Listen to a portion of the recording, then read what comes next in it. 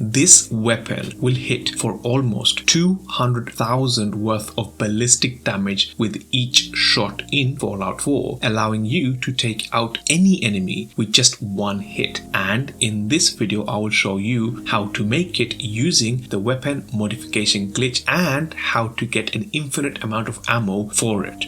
Hi, I'm Mo and I'm trapped in Fallout. In order to make this weapon, you will need to get 4 base weapons. You will need to get 1 harpoon gun, 1 plasma pistol, 1 railway rifle and 1 short pipe rifle. Once you have all of these weapons, you will need to access a weapons workbench, and from here you will need to first of all select the base weapon. Now to make this weapon, we will need to make the railway rifle our base weapon, and on top of that we will take modifications from all of the 3 other weapons and apply it to the railway rifle. Now before you do this glitch, what you need to do is try to empty out your inventory as much as you can. You don't necessarily have to, but if you do, it will make the glitch a little bit easier to perform. The first thing we're going to do is perform the weapon modification glitch. If you haven't heard of it, it is simply the act of taking a modification from one weapon and putting it on another weapon. So to do that, you first need to rearrange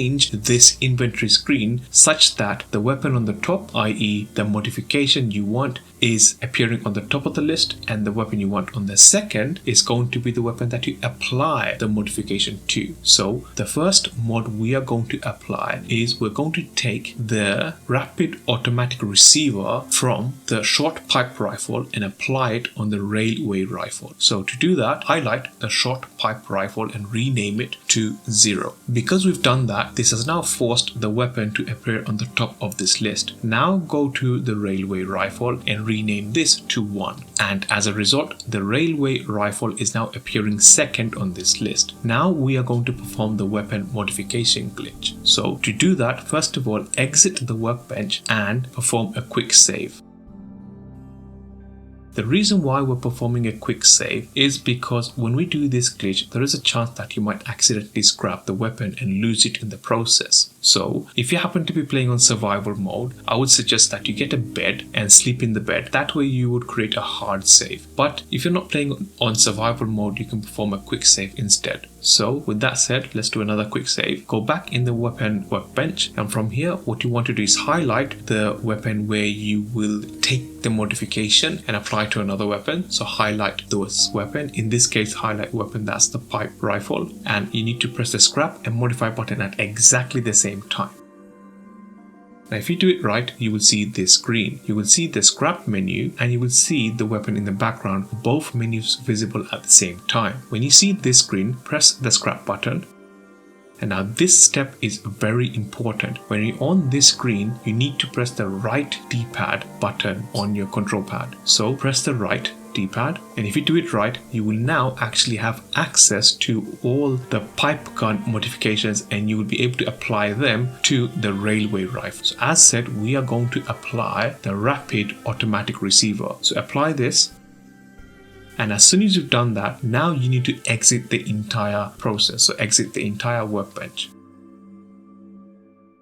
If you now have a look at your weapon, you actually now have a railway rifle, but you have a rapid automatic receiver applied to it from the pipe gun. Now what we're going to do is take a modification from the plasma pistol and apply it to the railway rifle, although this one's actually going to be a little bit more tricky. So go into your weapons workbench, and this time again we want to take a modification from the plasma pistol and apply it to this railway rifle. So go to your plasma pistol and rename this to 0 such that it appears on the top of the list. Now before we perform our quick save, let's actually talk about what modification we're going to apply. So this modification, unlike the pipe gun where the modification was actually on the top mod, this time for the plasma pistol we're going to take a modification from the second slot and apply it to the weapon. So the mod we're actually going to take is this here, the flamer barrel. Now this one's going to be very tricky, so I'm going to try my best to explain it as best I can. What you want to do is press the scrap and modify button such that the screen that we saw previously on the pipe gun appears, but before that screen appears you need to flick the left analog stick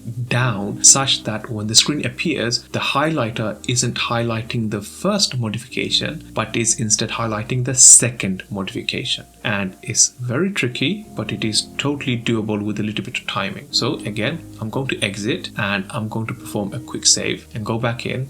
Again, I'm going to press the scrap and modify button at the same time, forcing the two menus to be visible. But before the menus are visible, again, I'm going to have to press the left analog stick down so that the second modification is highlighted instead. So I'm going to see if I can get this done on the first go. And I actually happened to get it done on the first go. This is not an edit, I managed to get it done on the first. This is probably because of the number of times I've practiced this. So you want to get the game into this state. You now have the scrap menu visible, you've got the weapon modification screen visible, but if you have a look, the highlighter is on the second modification, i.e. the short barrel, and not the standard capacitor. So once you get this far, press the scrap button. And again, it's very important, you now need to press the right button on your D-pad and now go all the way down and apply the flamer barrel. And now notice on the left hand side the power of this weapon. It is currently sitting at 94,000. Again, quickly exit and don't select any other modification, not at this moment. And now if we just look at the weapon, again notice the current damage on this weapon is 94,000. If we have a look, we now have our railway rifle, but it actually has the rapid automatic receiver applied to it from the pipe gun, and it's got the flamer barrel applied to it from the plasma gun. So you've applied two different modifications to your railway rifle, and as a result this has taken the power of it all the way to 94,000. Now we're going to apply one more thing, the harpoon from the harpoon gun onto our railway rifle. Now you don't have to do this bit, but I encourage that you do it, simply because by doing this we will gain access to something I like to call the infinite ammo glitch. So you don't have to do it, you can take this weapon as it currently stands and this will pretty much nuke everything, although we are going to boost the damage a little bit more, but more on that in a little bit. You don't have to do this as said, but I'm going to do it. So again, let's go into the weapons workbench, and before we set this weapon up, again let's quickly rename this to 0, and this time, unlike the other weapons, we will have to go into the weapon, select harpoon, and this time select this modification here, the fletchettes, and as a result the harpoon will now not be selected. This is actually pretty important we do this. Now exit this, and again let's perform a quick save and go back in, and this time again press the scrap and modify button at exactly the same time. And if you do it, you should see this screen, the scrap menu followed by the weapon in the background. And again press the right button on your D-pad, and this time select the harpoon, and as a result we now have the harpoon applied to this weapon.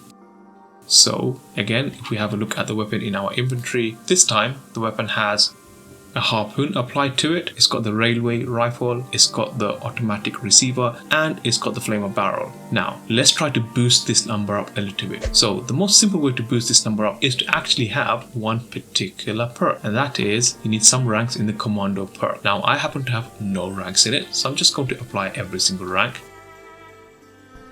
And now if you close your Pip-Boy and open it again, this weapon now has a base damage of 188,000. You can easily take that up to a crazy high number by performing sneak attacks, although trust me, you will not need to do that. With this weapon you will be able to walk up to any creature out in the wasteland and take them out with a single hit. Again, I'm going to show you how you can use that harpoon to generate an infinite amount of ammo for this weapon, but for the moment this weapon will do pretty much anything. Now before we take this weapon out for a ride, notice that the ammo on this weapon are spikes, so you will need spikes to actually use this weapon. Now let's go and find our first candidate to test this weapon on. For our first test, we happen to have a really rather pleasant Brotherhood of Steel member right over there that happens to be wearing power armor, as well as two other NPCs. So let's see how many hits it takes to simply take them out. Now they happen to be friendly, which works in our favor, so we can just walk up to them. So let's try and do this.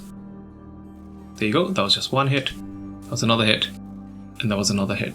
So they didn't even have enough time to react to the fact that I'm doing something, and I pretty much took all 3 of them out with a single hit. Anyway, this was a rather easy test. This can be accomplished with any standard subpower weapons in the game anyway. So let's take this up a little bit more and let's try and take out something that has a little bit more health. Okay, next we are going to try to take out a Myla Queen. Now I'm going to try and take out the Myla Queen with a sneak attack, just to sort of prove the fact that this weapon's damage can be boosted even further by sneaking in attacks. So if I try and do that, and with that we got a sneak attack of 3.5. So I'm going to give you the pleasure of doing the math yourself. We have a weapon that does a base damage of 188,000. Take that number and times it by 3.5 and then you get basically this as a result. Now, before we go on to our next candidate, something I would really like you to do is hit that subscribe button and make sure you like this video and leave a comment, just trying to figure out what other candidates that you are going to test this weapon on. But I know what my next candidate is going to be. For our next candidate, we happen to have an ancient behemoth. So with this gentleman, what we're going to do is walk up right to them and let's see if we can take them out with just one hit. And there you go, that was one hit. I did miss the first hit, but that was one single hit right here in a slaying the beast fashion, so to speak. With one hit, we took out this ancient behemoth, no problem at all. Now, for our last test candidate, let's crank it up a little bit more and let's go into one of the most dangerous areas in the game and let's see what this bad boy can do. Now, for our last test, I happen to be walking in the glowing sea and there happens to be a mythic Deathclaw right over there, and there was actually another Deathclaw right over there and another one. So I'm going to try and take this one out. Again, that was just one hit. That was a mythic Deathclaw taken out in a single hit. Again, no contest whatsoever. So I can see there's another Deathclaw right over there. Happens to be an albino one, which we know isn't necessarily an easy thing to take down. So again, there you go, one hit, no problem at all. And I did see another one right around here somewhere. Let me see if I can really quickly fish it out. I think it was potentially a glowing Deathclaw right over there. Right, now this guy, let's try and take this guy out using some VATS. And we're going to try and perform a critical hit on him. And like that, again, no problem at all. And as you saw, I got a critical hit on that, which means that I basically did more damage. I would have exceeded the 188,000 damage. Now, the last thing as promised is how do we get infinite ammo for this weapon? So if you remember, I also attached the Harpoon modification to this weapon. You can use the Harpoon modification to get an infinite ammo on any weapon, and in this one is particularly devastating. So if we have a quick look at our current ammo reserve for this weapon, so we have at the moment 104 harpoons. So if I just fire into the air, and then let's have another look, that's a, oh sorry, my mistake, we fire railway spikes as a result of this weapon. Right, so let's double check that. So we've got 140 railway spikes. If I just fire up into the air and then go back, we now have 128. So how do we get an infinite amount of railway spike as a result of attaching that Harpoon modification to this railway rifle? So what I'm going to do is, if you fire into a wall, because we've got that harpoon, what happens is these harpoons basically get attached to this wall. The really cool thing about the harpoons is you can basically take them back. But if you fire enough of them into the wall, so I'm going to keep on going, and I think that would be enough. If you fire enough of them and then you start to take them off, what happens is the game doesn't really know how many you fired, and at some point, once you've taken off these harpoons, the object itself from the area you fired it on does not get removed from the game. In other words, they become, in a matter of saying, permanent fixtures to this wall. They will not be removed. But what that means for you is they have now just become an infinite source of railway spikes for you. So if you have a look, we started with, I think it was 149 or 125, however much it was. Just to be sure, we've got 159 now, right? So let's just fire into this wall. And let's have another look. So 110 now. Let's go and just collect these. And what you can do is just sit here for as long as you're able to and just collect all of these harpoon spikes from the wall. And as a result, you will basically have as many as you're able to carry. This is effectively an infinite source of railway spikes for this weapon that is otherwise pretty devastating as it stands currently anyway. So you can use the harpoon modification on this weapon to get an infinite amount of ammo supply for this weapon, and this weapon weapon is pretty devastating as it is. Again, we can quite happily, this looks quite nice, we can quite happily walk away from here, do some shooting, some having fun, and then come back and then just restock on ammo, or given that it's pretty permanent like we said, just create another ammo spawn like here, and again use it to your heart's content. Now you will need to fire plenty of it for it to actually stack to the point that it stops being removed from the game, so this should be enough. Again, if we try it one more time,